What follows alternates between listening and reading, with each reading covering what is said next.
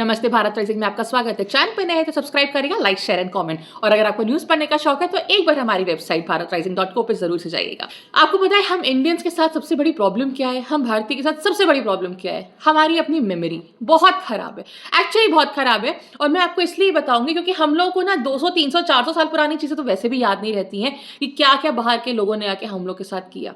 हम अगर आज़ादी से पहले ही बात करने चले तो हम ये ज़रूर से देखेंगे कि अब इंडियंस हम लोग, हमारी जनरेशन, हमसे पहली वाली जो जस्ट जनरेशन है वो तक ये बात बहुत ज़्यादा हद तक के भूल चुके हैं कि किस तरीके से हम लोगों के पूर्वजों ने इतना स्ट्रगल किया, क्या क्या उन्होंने प्रताड़नाएं झेली जब यहाँ पर पे फिरंगी थे, जब यहाँ पर पे वो ब्रिटिशर्स थे जो हमारे देश को बर्बाद करने पे तुले हुए थे। लेकिन आज तक क्या आप ये बात समझ सकते हैं कि उन लोगों का असर इतना ज़्यादा है कि हमारे एजुकेशन सिस्टम में भी ब्रिटिशर्स को हम बहुत ज़्यादा गलत नहीं मानते हैं।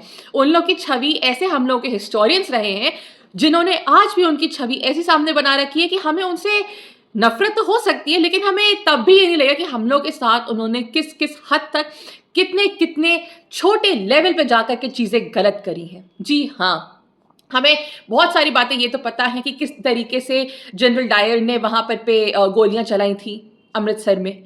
ऐसे हमें इंसिडेंट्स कुछ ज़रूर से पता है। हमें ये तक भी पता है कि हमारे कुछ ऐसे लोग रहे हैं जिनको हम फ्रीडम फाइटर्स मानते हैं लेकिन वो असल में फ्रीडम फाइटर्स नहीं रहे हैं। उनको पीआर का मैं ज़रूर से एक इफेक्ट मानूँ कि हाँ, पब्लिक रिलेशंस उनके इतने अच्छे तरीके से बनाए गए, आज तक उनको मीडिया में इतने अच्छे तरीके से रखा गया है कि हम उनको बहुत अच्छी निगाहों से देखते हैं, लेकिन असल बात ये नहीं है। फिलहाल आज हम एक ऐसे इंसिडेंट के बारे में बात करेंगे जो शायद आप लोगों ने कभी ना तो सुना हो या शायद आपको पता भी हो तो आपको याद ना हो। तो अगर आपने नहीं सुना तो मैं आपको सुनाती ज़रूर हूँ, और अगर आपको याद नहीं है तो मैं आज आपको इस चीज़ को याद भी दिला देती हूँ। तो ये एक इंसिडेंट था कैलकाटा में अगस्त 16, 1946 को। हाँ जी, आप कह सकते हैं कि वो ऑफिशियल हमारी जो इंडिपेंडेंस है उससे एग्जैक्टली एक साल पहले का ये एक इंसिडेंट था, जहां पर पे ये हुआ था कि जो मुस्लिम लीग थी उन्होंने डायरेक्ट एक्शन डे की कॉल करी थी। जी हाँ, डायरेक्ट एक्शन डे क्या था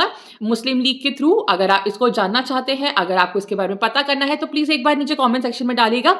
हम इस पर भी एक वीडियो बनाएंगे कि डायरेक्ट एक्शन डे में हिंदुओं के साथ क्या क्या हुआ था और किस किस तरीके से मुस्लिम लीग के नेता और कुछ ऐसे और पार्टीज के नेता थे जिनको आज हम बहुत महान मानते हैं, लेकिन किस तरीके से उनके चलते बहुत सारे हिंदुओं के साथ, हिंदू महिलाओं के साथ प्रताड़नाएं हुई और उनके साथ बहुत गलत काम किया गया। तो डायरेक्ट एक्शन डे के बारे में अगर आपको जानना है तो प्लीज़ बताइएगा। तो 16 अगस्त 1946 को द ग्रेट कैलकाटा किलिंग का हुआ था। 16 अगस्त को ही ये जो एक आपने देखा, ये मैंने आपको जो डेट बताई, उस दिन ये एक इंसिडेंट हुआ था जहाँ पे विक्टोरिया इंस्टीट्यूशन करके एक कॉलेज या स्कूल जो भी था वो, उसके में जो लड़कियां पढ़ती थी, ज़्यादातर जो हिंदू बच्चियां पढ़ती थी, उनकी उम्र थी 16 से 21 साल। तो आप मान सकते हैं कि ये एक वो वाली एज थी जहाँ पर पे बड़ी लड़कियां थी, और मतलब आप खुद समझ सकते हैं किस तरीके की मैं एज की बात कर रही हूँ। उन लड़कियों के साथ वहाँ पे बर्बरता करी, कितनों को मारा गया, कितनों के साथ रेप, उनका मतलब बलात्कार किया गया, उनके शरीर को काटा गया, उनको बहुत मारा पीटा गया। ये 16 अगस्त 1946 को दोपहर से शाम तक के बीच की बात है। और इस इंसिडेंट के बाद उन बच्चियों की लाशें, उनके शरीर को खिड़कियों के ऊपर टांग दिया गया था, ये दिखाने के लिए कि तुम देखो कि हम क्या क्या कर सकते हैं। अब मैं ये बात पूछना चाहती हूँ कि कितनों में से आपको ये बात पता थी कि ऐसा भी कोई एक इंसिडेंट हुआ? क्योंकि हम लोग हर चीज़ भूलने के आदी हैं, हम ये भूल जाते हैं कि हमारा पास्ट क्या रहा है, हम उससे सीखते नहीं हैं।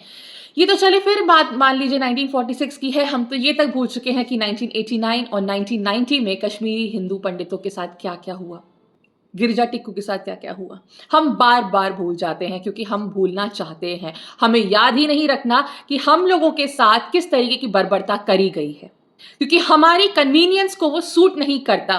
किस तरीके से आज भी हजारों हिंदू लड़कियां सूटकेस में और फ्रिज में कटी हुई पाई जाती हैं, उसके बाद भी वो नहीं समझती हैं। तो बात इतनी सी ये है कि ये बात 1946 की हो या ये बात आज से 200 साल पुरानी हो, जब आपके पास आपके मुगल रूलर्स थे, आप आज देख सकते हैं चीजें बहुत ज्यादा नहीं बदली हैं, लेकिन ये भी नहीं बदली है कि हिंदू अपनी सोच से बाहर निकल के आए।